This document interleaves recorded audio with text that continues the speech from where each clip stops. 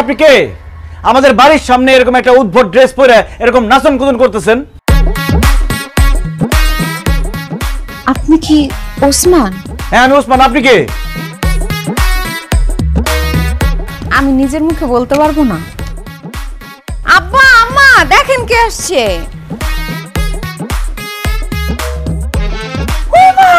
আমার ওসমান কেমন আছিস বাজান? হ্যাঁ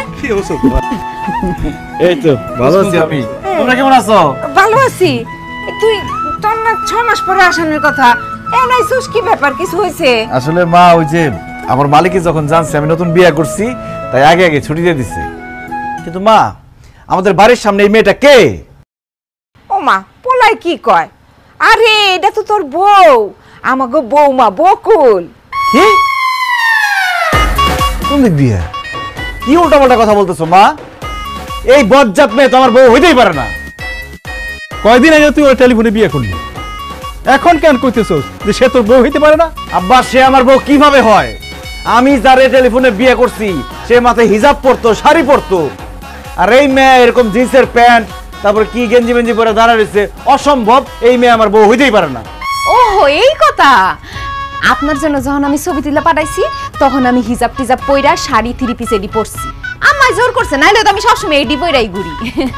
ওরে আল্লাহ কি বলতেছে? তার মানে ছবিতে একরকম বাস্তবে আরেক রকম। আল্লাহ আমি তো বিসমিল্লাহ ধরা খাই গেছি।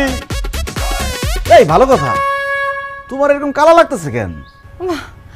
আমার গায়ের রং তো হালকা ডিপ, এর জন্য আমার কালো লাগতেছে। তোমার গায়ের রং কালা মানে? তুমি না আমার টেলিফোনে কইছো যে তুমি মোলার মতো ফর্সা, তোমার আত্মীয় স্বজন মজা করে তোমার সাদা মোলা ডাকে। ওটা তো আম্মা শিখাই দিছে দেখা বলছি, আমি নিজের থেকে বলতে চাই নাই। হায় হায় হায় রে, কত বড় ধোঁকা আমার সাথে। আমি প্লেনের মধ্যে কত কিছু চিন্তা করে আসছি, কি ভাবছি আর কি পাইলাম। বেঈমান মিথ্যাবাদী, আমি তো আসলে সংসারই করুম না। এই ওসমান এগুলা কি কস? হ্যাঁ তোবা তোবা, বৌমা কালা দেখে তার সাথে তুই সংসার করবি না, এটা কেমন কথা? আরে মা সে কালো, আমার কালো বললেই হয়তো, মানুষ কালো হইতেই পারে, আমি সেটাই মাইনে নিতাম। কিন্তু সে আমার কেন মিথ্যা কথা বললো যে সে ফর্সা? আমার মাথার মধ্যে তো সেট হয়ে গেছে যে আমার বউ ফর্সা। এখন তো দেখতেছে আমার বউ এটা অসম্ভব। এই মেয়ের সাথে আমি সংসার করতে পারব না। এই তুই বাড়ি থেকে বাইরে যা। মগের বললো কইছেন আপনি, আপনি কই দেন আর আমি বাড়ির তোন বাইরে হয়ে গেলাম। আমারে বিয়ে করছেন, সারা জীবন আমার সাথেই আপনার সংসার করতে হইব।